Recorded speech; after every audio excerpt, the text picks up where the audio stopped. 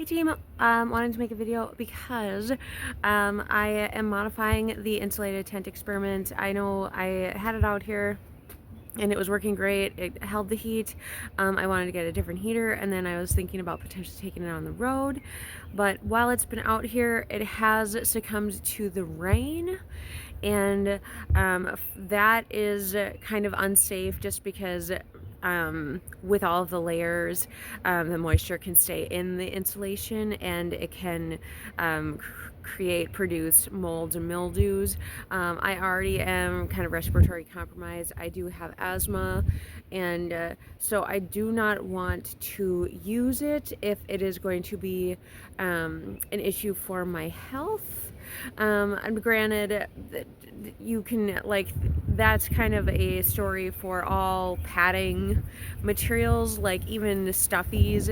I have heard you can't wash those either, because they will hold on to those molds and mildews. And so, with blankets and things, I don't know, those are thinner than stuffies, but trying to think of other alternative solutions there, because I don't want to compromise my health longitudinally for an experiment knowing that there is a potentiality for it. So I'm thinking I did take apart the insulative layer, thinking, well, if it isn't that bad, I can just cut out the wet parts and then sew it back up. But it does seem like that moisture is kind of is a little more dispersed. It's on around the edges, but some of it is on the actual bats of it. I'm gonna let it dry just because it has only been a week or so, so it might be able to dry out. We'll see what can be used and what shouldn't be used.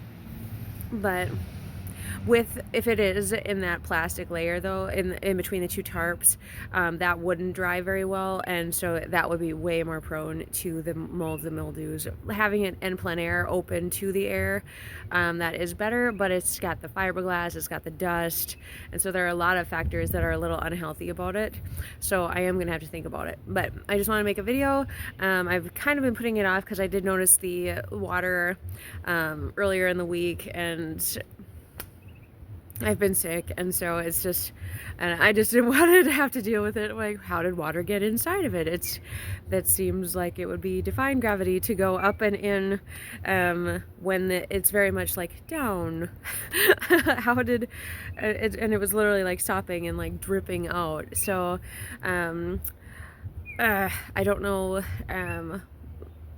Anyway, I don't know, it just wasn't going to be safe the way that it was, because regardless of how the water got in, it did get in, and so I'm going to have to think of something else in way of housing for the next step, and also for the insulated tent experiment. But I think it had some serious potential, and if that had been waterproof, I think we would have had it.